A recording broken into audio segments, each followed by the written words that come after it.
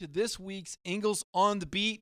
Let's talk some Georgia football. First of all, I got to tell you, very unique situation for me covering a game where both the winning and the losing team leave there feeling pretty good. I'm not sure what this says about Tennessee. I know what it says about Georgia. If you're Kirby Smart and you score a 43-14 win and you play all these players, you get Jake Fromm throwing the ball downfield. That was something we talked a lot about, something Kirby talked a lot about, that he wanted to see change with this offense. He wanted to punish teams for stacking the box and get the ball downfield. It was just a matter of how and who and when he was going to do that. And you look at how methodically Georgia just took Tennessee apart in that last game. I want to start there. I know that Kirby Smart said he's already forgotten about this game. Jeremy Pruitt's still talking about it. They're excited because they had one good quarter of football, and they were leading Georgia halfway through the second quarter. That's really a compliment to Georgia when Tennessee is getting some good vibes out of a 43-14 loss. It tells you just how highly regarded the Bulldogs are and just how good they are. And there were some other telling things in that game. I guess I'll get to that. First of all, you always wonder, if somebody knew everything about your team, how would they attack it? What would they do? And so it was very telling to me that Jim Chaney went right at the Tennessee linebackers with a tight end. That was something that Jim Chaney felt that he could get Georgia on, was that matchup, his tight end against the Georgia LBs, specifically Monty Rice. So I've got questions now about Monty Rice moving forward a little bit. I haven't really seen that level of play from Monty Rice yet that I thought I would see. Now, he's been good. He's been solid, but I haven't seen that level of spectacular that maybe I expected to see out of Monty Rice. So I'll start there. Also, the fact that Chaney knew that if he max protected, that Richie LaCounte might just jump that route and that the double move might work. And what do we go back to? Kirby Smart talking about rat trap Richie. That's what he calls him. That's what LaCounte tells us. Richard LaCounte bid on it. It's something that Jim Chaney drew up. So those two areas right there to me are where I start when I look at the Georgia defense and I say, okay, what did we learn from how Jim Chaney went at the Georgia defense? He went at Monty Rice and he went at Richard LaCounte. And you better believe that Georgia made notes on that and that those were teaching points for Kirby Smart and Dan Lanning. Now, once Georgia settled in and kind of got a feel for what Tennessee was doing, they shut him down, right? Third quarter, I don't even know if Tennessee completed a pass. I think we ran a stat the other day. I pulled up, what did they run, like 15 yards on 11 plays or something to that effect. I guess against Vandy was 9 for 19, something like that. The halftime adjustments have been outstanding for Georgia and Dan Lanning and Kirby Smart. There's no doubt about it. These coordinators and Kirby, they know what they're doing. But here's what's going to happen when you play a good team. And that's going to be down the ways a little bit, okay? Not going to be South Carolina. Not going to be Kentucky. Maybe Florida. Maybe Missouri. Probably Auburn. The good teams aren't going to show you their best stuff in the first half. They're going to try and play even. And then the second half is when they bring that stuff out. And you don't have time to adjust. That's what Georgia does, right? Georgia plays it pretty cool early on. Pretty conservative for the most part. And then the second half, all the wrinkles come out, and the Bulldogs put them away. But what happens when you play the good teams, and they're able to stick in it with you, right? Playing conventional. You know, Notre Dame kind of showed you that tight end stuff. Georgia adjusts. Notre Dame's offense pretty much went away until Georgia got up 13 and went into that, I wouldn't call it a prevent, but they were trading yardage for time. And you hate to see it, especially go, gosh, why don't you just keep playing them like you did the whole game? Because you don't want to give up the big play, right? And so you make that team execute. But a couple of thoughts there coming out of the Tennessee game. So Tennessee's happy because they think they may have found their next quarterback, although Eric Stokes knocked him into next week. Georgia obviously happy, a convincing win, able to pull away and play a lot of different guys, build some of that depth, give those guys an opportunity that have been working hard in practice. I thought Nate McBride looked really good. I think he had a face mask, but other than that, I thought he looked really good. He made some plays, and I really saw him. I thought he jumped out the way he was playing. I thought Tyreek Stevenson looked good as well. And I don't know how much Nate McBride's going to play later down the line. I do know that they need Tyreek Stevenson to emerge. I think that DJ Daniel has done adequate, but I don't see standout play. And I wonder, when will Tyreek Stevenson be ready to give Georgia some reps at corner? Because Tyreek brings size and physicality, okay? Again, I think DJ Daniel is adequate, but he doesn't have the athleticism or size that Tyreek Stevenson brings. And against some of these other teams, you're going to need Tyreek Stevenson out there, I believe. So it was very important that he got quality reps against Tennessee. I think it was important that Quay Walker got reps. I think it was important that Nakobe Dean saw action. I know Connor Riley wrote about that last week, that we would see Dean. Kirby talked about that in the press conference, that Nakobe Dean would be out there. And sure enough, he got some action. Now, did he get enough action where he's going to beat anybody out for a starting spot? Probably not. But he's going to be ready to play and maybe minimize some of those matchup issues, like I said, that I thought Jim Chaney attacked. So that was telling to me. You wanted to see what would Jim Chaney do. You saw Georgia adjusted and Tennessee went away. It was a great win for Georgia. I'm not as convinced as the Tennessee folks are that Brian Maurer is the future. I'm going to wait and reserve judgment until they play Mississippi State. I want to see what happens once a defense knows what to expect from that guy. So Tennessee will go on their way. As Kirby Smart said, he's already forgotten about it. I really didn't plan on writing about it again, but Jeremy Pruitt talked so much about it Monday. We wrote a story yesterday about Jeremy saying some good things came out of that, so we rolled with it. He also said that the fight on the sideline may have been justified, and maybe they need more of it. So let Tennessee move on with their issues and thinking fights on the sideline are good things. Georgia's going to move on and try to win a national championship, and it starts next Saturday against South Carolina at noon. It was interesting to hear Will Muschamp talk about Kirby Smart and Kirby talk about Will. Former teammates, although only for a year. Will was a senior captain when Kirby was redshirting his freshman year. Thought it was interesting. Kirby said, we really weren't that close when Will was on the team because they were in two different places in their careers. Right? Will's a senior getting ready to leave college. Now, Kirby said Will Muschamp was good to him. It wasn't anything like that, but they weren't necessarily real close because they were in two places in life, right? They got close when Will got Kirby hired at Valdosta State for a year. And then Will goes on and goes to LSU with Saban. Kirby gets promoted to defensive coordinator at Valdosta. A few years later, they hook up again. Will's the defensive coordinator at LSU. And Kirby comes on board with Saban. So these guys have worked together before. Obviously, they're both Georgia graduates. They share that in common. I think there's some similarities in their defensive coaching styles. Obviously, they carry themselves a little bit differently. Will, known for being a little bit more intense on the sideline. I think Kirby's got that same intensity, but I think Kirby's sideline demeanor, for the most part, is a little different. We know Kirby can get worked up every now and then. It gets away from him, and you'll see Kirby go off. But for the most part, I think Kirby's public disposition is a little bit cooler. I think Kirby is a little bit more calculated than Will Muschamp. I think Will Muschamp is a good football coach. I'll say that. I think he's a good. Now, is he a great coach? That's debatable. Is he a Hall of Fame coach? Certainly not yet at this stage of his career. And then I kind of wondered this question. If Kirby Smart were to ever leave Georgia, and I don't have right now any reason to believe that he would. The guy's 43 years old, though.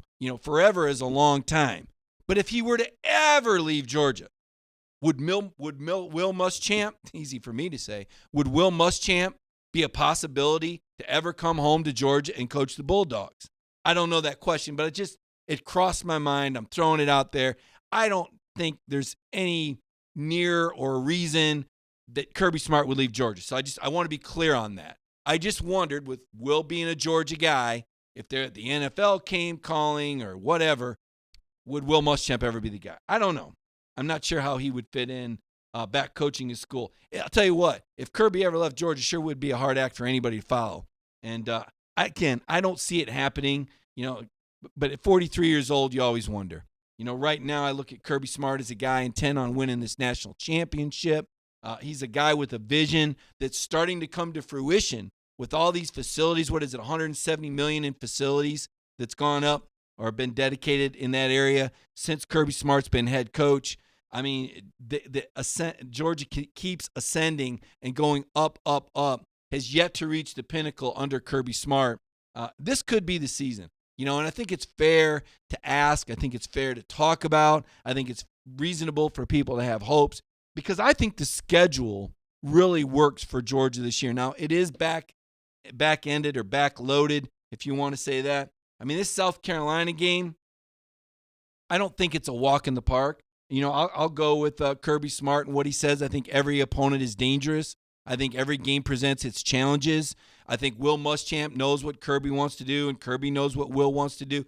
But I think Georgia has so much more talent and experienced talent, and then ultimately Jake Fromm, that this will be, in my mind, a 2 or 3 touchdown game. I think Georgia will win as comfortable as you can against another SEC opponent. I think they'll do what they did against Tennessee. They'll diagnose, and then they'll spring it on them in the second half. Same with Kentucky the following week at home. It's a pretty easy October, if we're being honest. And then there's another bye week. And that bye week is when the screws have really got to get tightened in and the adjustments have to be made because here comes the championship stretch. You've got the road game in Florida, well, the neutral game in Florida, however you want to say it, 332 miles away against the Gators in Jacksonville. And then you've got Missouri. Missouri will be coming off a bye. It'll be interesting to see where the Tigers are right then. I still think they're a very dangerous team. And I don't mean dangerous for the sake of just, everybody's dangerous. I mean, I think Missouri matches up well with Kelly Bryant. He's a quarterback that can extend plays. He's experienced. And so maybe Georgia's pressure doesn't get to him quite like it did Brian Maurer or like I assume it's going to be at against South Carolina and Kentucky. So Missouri, a game I have circled, a potential trap game because the following week you're at Auburn, and Auburn will be coming off a bye week. It'll be the Tigers circling the wagons, one final charge. It starts with a rival, a chance to shock the world against a Georgia team that I believe will be undefeated and ranked either number 1 or number 2 in the country at that stage. And then you have the home game with A&M. Hard to say where Jimbo's team's going to be right there. They've got a heck of a tough schedule. Well, I don't know enough about their infrastructure and their leadership to say how A&M will or will not show up in Athens. And then you have the cream puff finish against Georgia Tech, which is convenient when you consider that the next week is the SEC championship game. So I like the way this schedule sets up for Georgia. I think it's a good thing, and I think the Bulldogs have a very good chance. I would say 50-50 undefeated regular season right now going into the SEC championship game is where I would place the odds. Now, that's all things being equal. That's everybody staying healthy. And that's been very important. That's another key component to the championship drive is that Georgia has stayed relatively healthy. Now you say, well, now wait a minute. You've had Solomon Kinley miss a game with the ankle. You had Isaiah Wilson. He missed a game or two. Right now, the most pressing injury is in the secondary, Tyson Campbell. Need Tyson Campbell back. Got to have Tyson Campbell back. I mean, he's one of 4 or 5 guys that I say you cannot replace. All right. There's another guy that steps into his shoes, but they aren't filling his shoes. You need number 3 back there. He's big. He's physical. He's what you want Tyreek Stevenson to grow into. You need number 3 back on the field. Kirby said that he was going to try and get him back this week, but he didn't know. Tyson was not at the start of practice yesterday. We'll check today. I'll be filing a practice report from Athens and let you know what we see and what Kirby says this evening about Tyson Campbell. But he's a guy you'll get back eventually, right? Jordan Davis, a guy that Kirby said would be missing at the start of yesterday's practice. He insinuated that Jordan would practice later, but we wouldn't see it in the media viewing. He's another key guy, but you've got him back. But no season-ending injuries to this point for Georgia. And that's very important because teams that win championships kind of have that health going for them. You know, I'm not saying Georgia couldn't handle 1 or 2 lost players, but you don't want to. You'd rather not. And with how many games left? Where are we at? 5, 7 games left. You know, you still run the risk of injury to a few guys. But for the most part, I think Kirby Smart has managed this team really well. And I think that how he has managed the team has a lot to do with why Georgia continues to stay one of the healthier teams. And let me explain that. So I was reading an article today by Matt Hayes, a buddy of mine. He writes for Bleacher Report. I'm sure Georgia fans have seen some of the stuff Matt's written before. He's covered Florida. but he was talking about how Alabama's offense is killing their defense. And on the SEC coaches teleconference last week, Ed Orgeron was asked about the LSU defense and what he planned to do. This is what comes with hurry-up tempo offenses. This is what comes with 4 or 5 wide, scoring 50, 60 points. I saw it happen at Tennessee in 2016. Tennessee's running 90 offensive plays a game. Well, that's putting the defense on the field a lot too, because you're running the hurry-up, right? You're stopping the clock, you're on and off the field quicker, and you're putting more stress on your defense. And you're playing more plays. I mean, look, it doesn't take a genius to figure this out. If one game has 120 plays and another game has 160 plays, which game is there a greater risk for injuries? The game with 160 plays, right? So while I have been a proponent of seeing a little bit more of the 2-minute or the tempo offense from Georgia, I got to recognize what comes with that is putting that defense on the field more and running more plays and running a higher risk for injuries. So if you're Georgia, why not conserve? Why not win games with fewer plays and less risk for injury? And I think Kirby Smart's got that luxury. Now, when the games get close, it's almost like Georgia can go tempo in 2-minute when they need to. And so there's a frustration. It's like, well, why don't you just do that all the time? Then it doesn't have to be so close. Then it's easier on us. And Kirby Smart explained that. A little bit pace of play and also a good running game protects the quarterback. Because when we talk about injuries and when we talk about Georgia championship hopes, at the end of the day, we always circle back to number 11. It doesn't happen without Jake Fromm, folks. A championship does not happen without Jake Fromm. Be clear on that. So above all else, if you're Kirby Smart and you're talking to James Coley, whatever you do, Coley, protect Fromm. Whatever you do. Wherever the scheme goes, whatever the offense, whatever the play call, at the end of the day, you got to protect Jake Fromm. So I think that's some of it as well. So when I talk about how Kirby's managed the team, it's not just scoreboard, it's not just stats, it's also keeping the team healthy with pace of play and the ratio of run to pass. So Alabama and LSU might be impressing a lot of people. They're up in the polls. They got all the offensive numbers, but they got questions about their defense right now because of the number of plays and the pace of play. And what are we saying about the Georgia defense? Now, the Georgia defense is also a little bit of a mirage. I'll say that too. Because I look into the front seven, and while I think the front seven is improved, I don't think they've improved to the point that I'd say they are the best in the country. And right now, Georgia is the only defense that hasn't given up a rushing touchdown. That's a great stat. It's been out there. I'm sure it's been talked about already this week. We're on Tuesday. So that's a good stat. Now, is that because the Georgia defense is the best front seven in the country? No. It's one of the best, but it's as much about situation. Some of these teams, they fall behind Georgia. They ain't got time to keep running the football. Or maybe they feel that Georgia's a little more susceptible in the secondary, and so they've scored that way. But I think it has a lot to do with situation. I think it has a lot to do with opponent as well. Because if we go down the list of opponents, other than Notre Dame, whose offense has really impressed you? Vanderbilt? No. Arkansas State?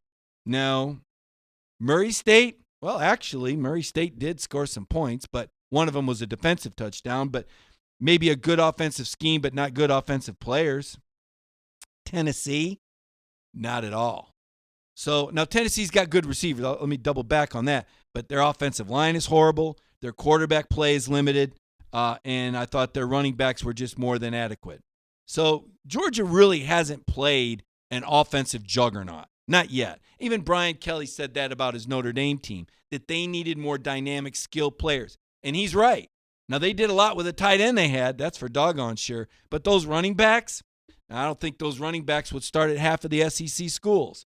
So part of it is that the Georgia defense hasn't really, I don't think, been tested yet. I don't think South Carolina will test them.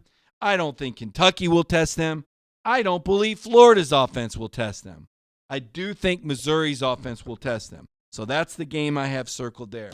Those are some of my thoughts. Now, one more thing before I go to your questions here on Facebook, and I appreciate you joining me here on Ingles on the Beat each Tuesday. It's always fun to kind of, just throw these thoughts and ideas out there, patch them all together in one conversation, in one forum, in this beautiful studio.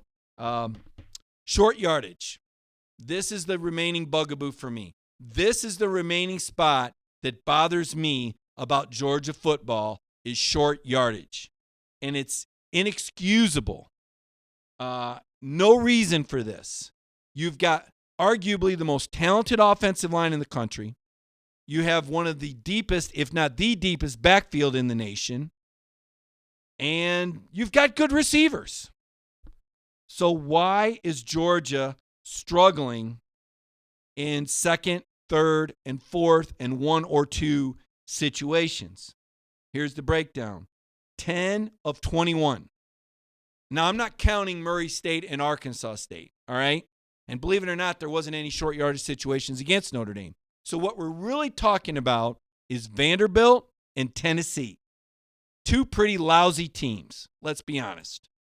2 pretty lousy defenses. And Georgia is 10 of 21 when they need 1 or 2 yards for a first down on second, third, and fourth down. Now, I know Brandon Adams has hit this hard, and I know he's thrown that stat about the quarterback sneak out there too. What, I think 78% is the conversion rate in the NFL?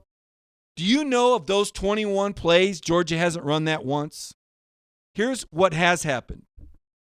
Brian Herrien has converted 6 of 8 times when he needs 1 or 2 yards. Far and away, the best short yardage runner. And again, I want to shrink it down. We're just talking about Power 5 teams. I'm not counting playing Arkansas State and Murray State because that's a complete mismatch. We're talking about like-minded teams, like-skilled teams, SEC teams. Herrien is 6 of 8. DAndre Swift is 2 of 7. Jake Fromm throwing the ball is 2 of 5 converting. 1 conversion pass to Eli Wolf, 1 conversion pass to Lawrence Cager. He has failed to convert on those short yardage passes to Dominic Blaylock, Demetrius Robertson, and Charlie Werner. So what needs to happen for Georgia in the short yardage package? There's a thread right now in our DawgNation forum where I asked that question, and I would encourage you, if you haven't visited our DawgNation forum, go in there now and write down what you would do in 3rd and 1 at the 20 or 4th and 1 at the goal line. I believe those are the 2 situations. Who would you give the ball to? What play would you run? I wonder. To me, Herrien's got to be the guy in short yardage because Brian Herrien runs with a different style than DAndre Swift. Now, I don't have any doubt that if DAndre Swift wanted to jump over the pile, he could. If DAndre Swift wanted to hit the hole at 100 miles an hour, he could. He just doesn't. Herrien does. I don't know enough about what Kenny McIntosh has done in practice, but he's another big back. Zamir White, anyone. Now, Zamir's done well in short yardage against those lesser opponents. Maybe we'll see more Zamir White. Or maybe, as Brandon has suggested, we'll see a quarterback sneak now and then. It seems like it makes sense to me. I'm going to go to your questions now here on our Ingles on the Beat segment. I appreciate you guys joining me today. If you've got any questions or thoughts or suggestions. Thomas, I'm with Thomas Ginn. Put Eli Wolf at fullback and run ISO. We saw that happen against Vanderbilt, and it was successful. Wolf knocked out 2 guys. And let me tell you my play. I've got it in the forum. My play, and I saw Tennessee run this a lot, they would leak that fullback out. It would start with the ISO, the power like you're talking about, only the fullback slides out into the flats, and he catches the pass. So you got 2 options. It's a play that looks the same, right? But then you do a little twist off of it. That's my play. That's what I like. I don't know if I would do it on 4th one. Jay Squilla says, stop running out of the gun on short yardage. I don't know where that play came from. And I asked Jake Fromm about that because I'm wondering, because part of this is on Jake, I think, because Jake has the ability to change the play at the line of scrimmage. So why can't Jake Fromm read the front and audible to a quarterback sneak or audible out of the shotgun? I mean, we're seeing what everybody's doing. It's like everybody in the stadium knows. And here's the really frustrating thing if you're a Georgia fan. It's not like this is a new problem. This happened last year at Florida. Remember? They had 7 plays from inside the 2-yard line on the Gators and didn't score. It was amazing how they have 7 plays. There was a penalty. Looking back at your questions and comments here. Simmons must be gaining yards on that jet sweep in practice because they keep running it. Matt Talley, thank you. And listen, I don't want to be a hater, and I told myself that I was going to hold back on this, but I can't. I don't even understand why they throw the ball to Tyler Simmons more than Dominic Blaylock or George Pickens. I don't understand it particularly. And now, maybe if Tyler Simmons was healthy, that'd be one thing. But the guy's wearing a shoulder brace, and I was watching him run that jet sweep, and he's not even running at full gait. You can tell the guy's got a bad wing.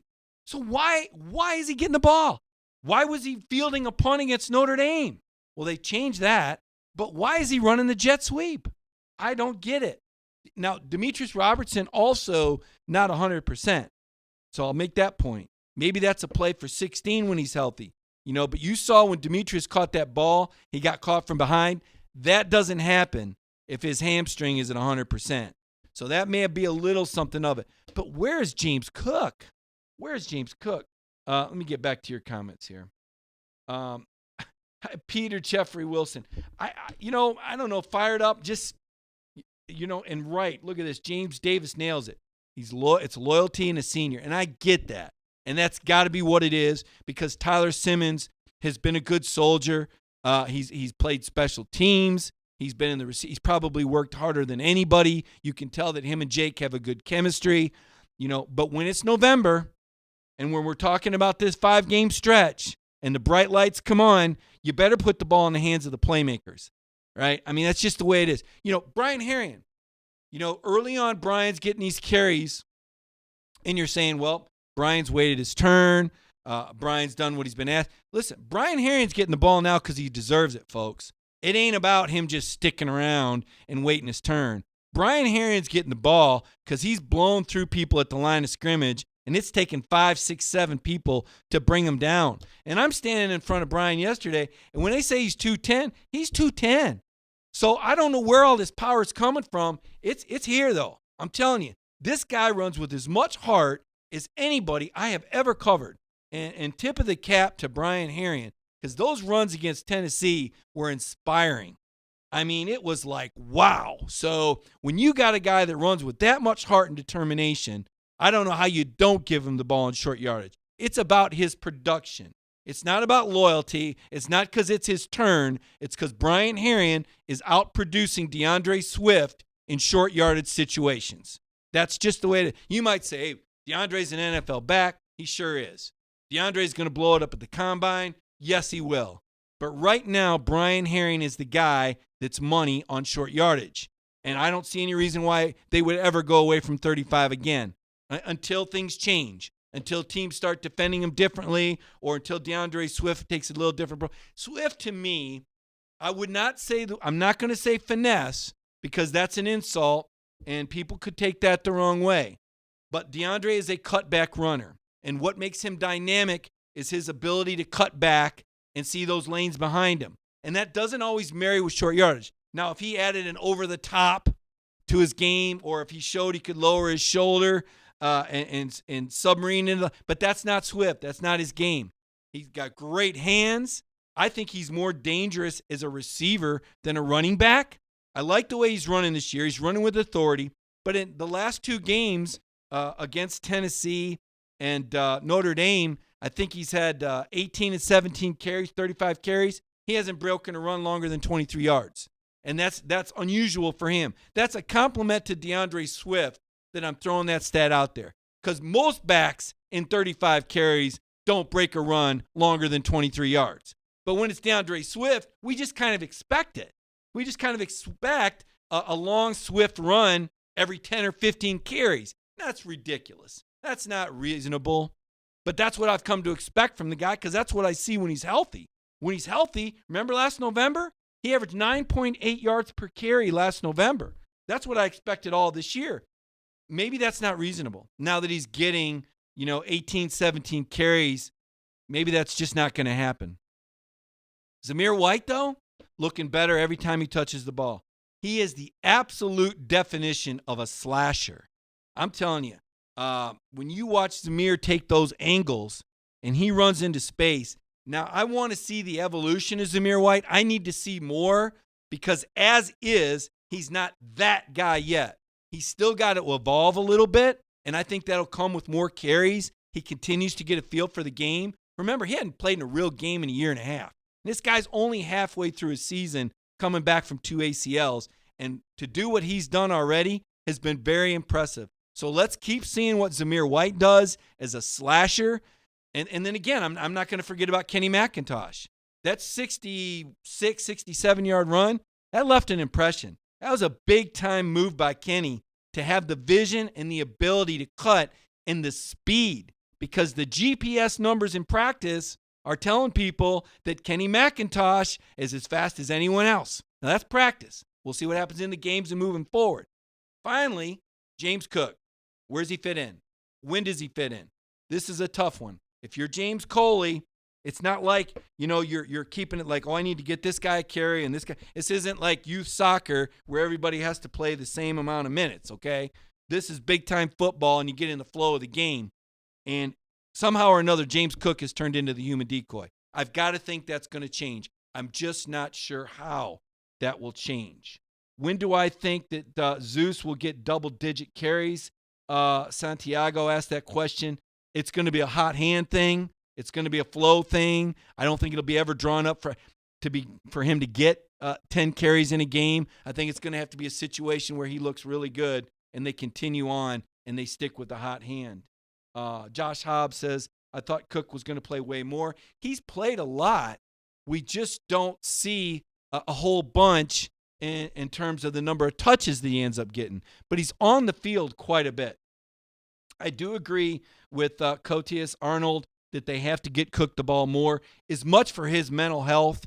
I mean, because, look, here's a guy that I want to say the first 3 games, and I ran this stat in one of my observation posts from this weekend. I think he had 8 carries for over 100 yards.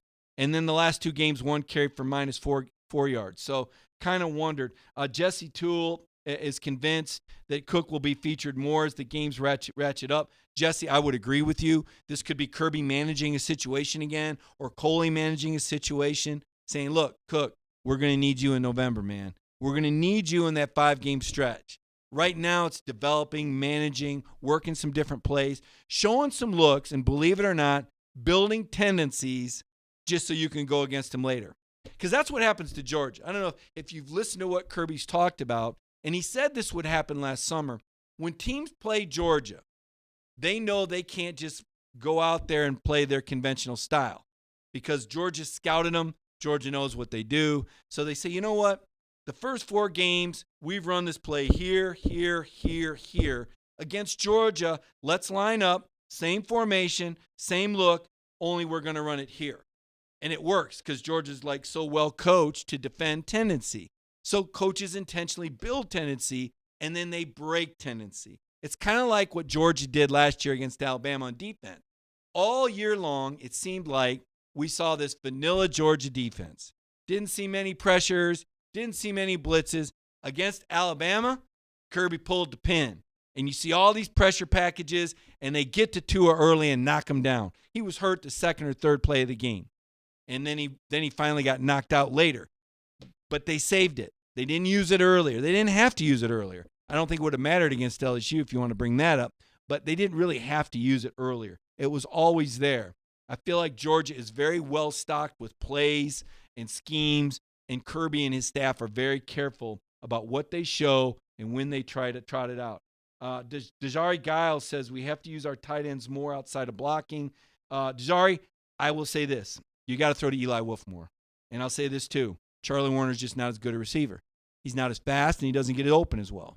That's just it, okay? Look, so sorry. I'm not trying to hurt people's feelings, but you got one tight end that runs a 4.5, and another one that runs a 4.7, and one guy that used to be a receiver, and another guy that blocks like a champ, you play to everybody's strengths. Now, I know Charlie will get his catches, and Charlie will get his snaps, but again, we're getting back to that loyalty thing again, right? And not to offend anybody, but you throw to the best guys. Lawrence Cager is a new guy, but Cager has emerged as a go-to guy. I mean, Lawrence has made some big-time plays, and you saw him on the turf. That shoulder was hurt. He got slammed, man. He came back in the game, okay? Lawrence Cager earning a spot. Need to see more George Pickens. I was surprised we didn't see a little bit more. I don't know what's going on there in practice. Again, another guy that you need to see evolve. So this Georgia team sitting here 5-0, and we're talking about guys that need to evolve. We're talking about elements of the team that can still be better. And to me, that's the scary part. I put that out on Twitter the other day. I said, this Georgia team has not played 3 solid, good quarters in a game this year. And somebody says, oh, critical. No, not critical. That's a testament to just how much better this team can be. And if you look at Kirby's track record, will be. His teams do get better as the year goes on. I thought the 2017 team got better as the year went on. I thought they got derailed by an unfortunate playoff situation, having to play in the Rose Bowl and Alabama getting a bye, not even playing in the SEC title game. And I thought last year's team got better, and right up until the fourth quarter against Alabama, when DeAndre Walker went out with an injury and they didn't have another outside linebacker that understood what containment was all about. And I don't know if you want to put on coaching or development or depth, but you're 1 year deeper. You won't have that problem this year, I can tell you that. When you look at Azeez Ojulari and Nolan Smith and Jermaine Johnson, you're not going to have that problem this year. Georgia, pretty deep team, but got to get Tyson Campbell back. Look for that report later. Can't wait. Wolf's been starving at UT. Ease Brown says, yeah, I guess you could say that. Amos Williams, that 2017 O-line was opening up holes. Let's not forget who was running behind him. I'm not sure that there's a better running back in the NFL right now than Nick Chubb. And I don't know why the Cleveland Browns don't want to use him more, but and didn't use him more last night. But you had Nick Chubb and Sony Michel, and I think that had a lot to do with how good that offensive line worked. No doubt. The Georgia Havoc is all about being ready for championship play, John Adams says. You're right. There is a transition that's ongoing, and I've been impressed that Georgia hasn't given up more big plays as they add to the Havoc rate and bring more pressure packages. Because one thing that bringing pressure does is it makes you more susceptible to the big play when you don't get there.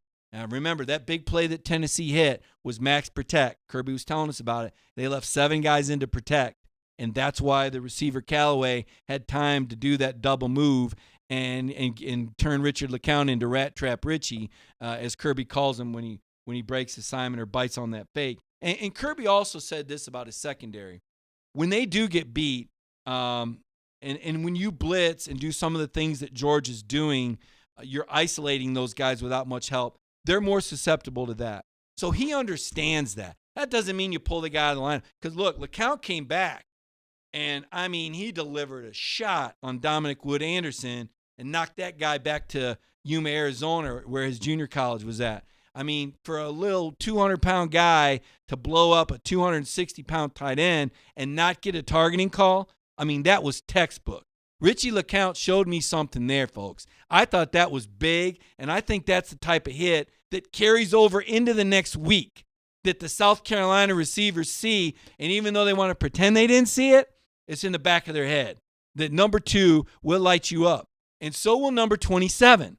I mean, to see Eric Stokes deliver that shot on Brian Maurer, that was one of my takes. 2 things that I thought came out of that Tennessee game. We've talked a lot about X's and O and schemes and personnel, but I want to talk about philosophy here.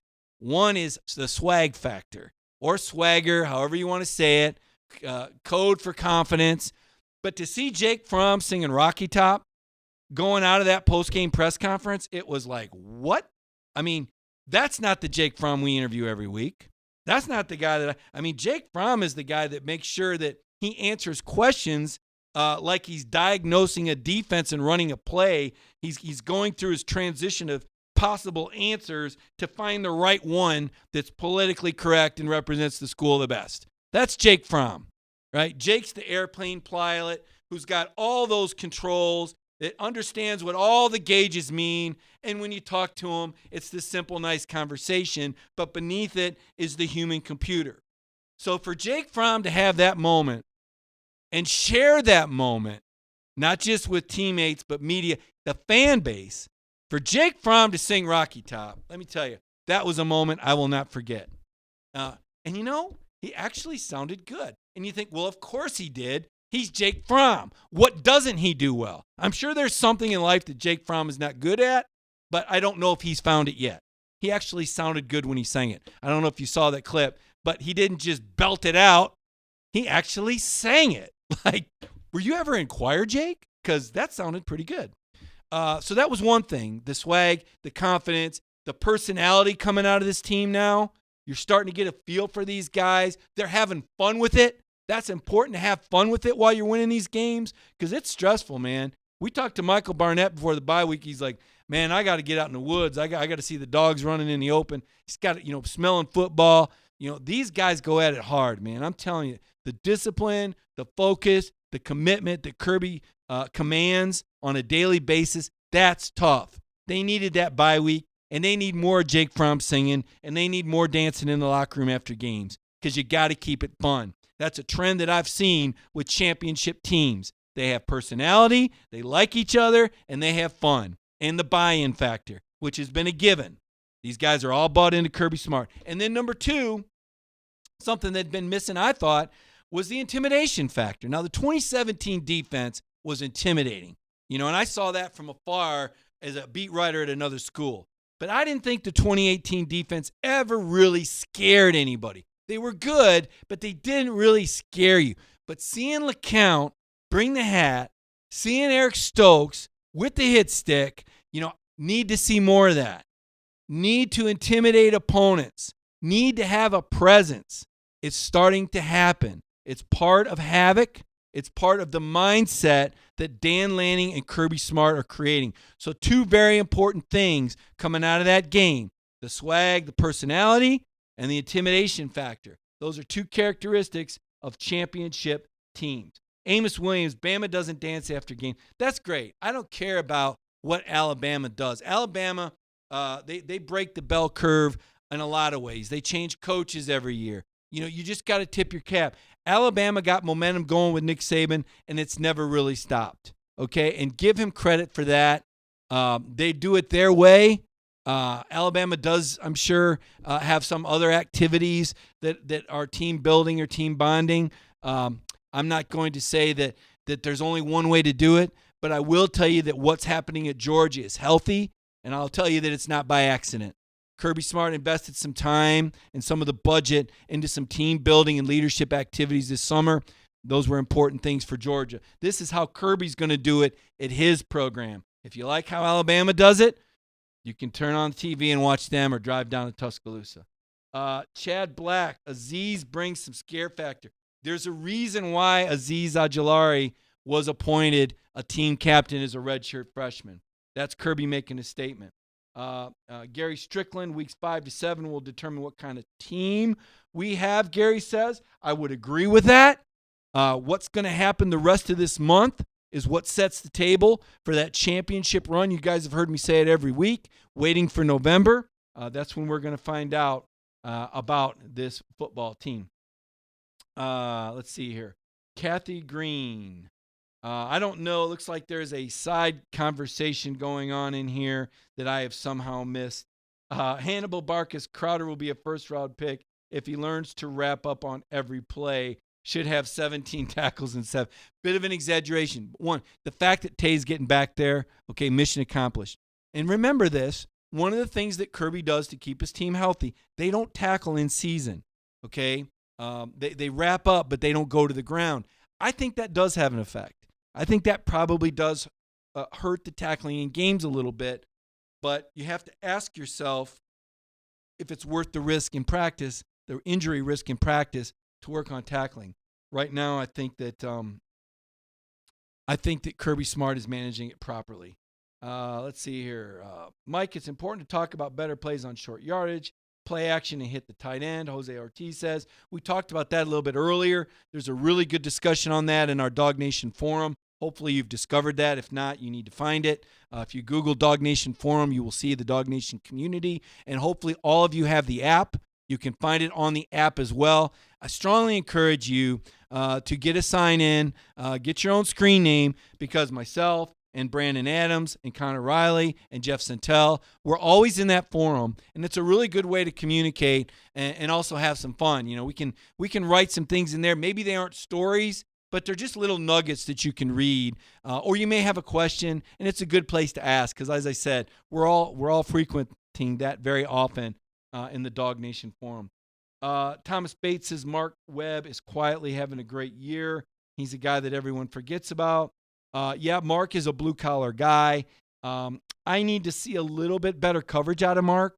I still have an impression of that Florida transfer at Murray State, beating him on that slant when he fell down. And yes, the expectations are enormous. And when I do these report cards, I mean, I'm sitting there grading his team, and I look back at it and I go, well, there's, Jake Fromm's the only straight A student I got here. But I'm doing these report cards with B's, a couple A's, but mostly B's for a 5-0 team that's ranked number 3. Because I'm grading it on a championship curve. Because I'm grading it on how good this Georgia team can be and what Kirby Smart's telling us he wants at these positions. I listen to that head coach carefully. I transcribe every word that he says. I go back and read everything he says more than once. Because Kirby's going to give you the answers. A lot of coaches blow a lot of smoke. They'll contradict themselves. Kirby very, very, very rarely will contradict himself. I can't even think of an occasion. So what he's telling you is truth. Now, he may not tell you everything, but if you listen closely and pay attention between the lines and you have an understanding of football and you've been around it long enough, you can kind of figure out where he's going. All right, that's it. I think I'm going to sign off today. If you've got more questions, hit me in the forum or put your questions here on this Facebook Live feed, and I'll come back through. I'll scroll through. I'll see who says the nice things about me, and I'll say who says the mean things, and I'll give you the wow face or the thumbs up. I like to go back and read the comments. I'll catch on to some of these side discussions that you all had, and then I try to address some of the questions and conversation that you have with stories that I'll do later in the week. So I do appreciate the comments. If you can share this on your timeline as well, I certainly would appreciate that. I know Ingles would too. We do appreciate the sponsorship on the Ingles on the Beat. They also sponsor a lot of the writing segments that I do on the Daily Beat. So until next week, enjoy the rest of this week. Enjoy the win over South Carolina. The weather's cooled off a little bit. Next week, we'll be talking about Kentucky and how did Kirby Smart ever let the Kentucky offensive coordinator get away? Because they're so great this year, right? Everybody have a great week, and we'll talk to you next Tuesday.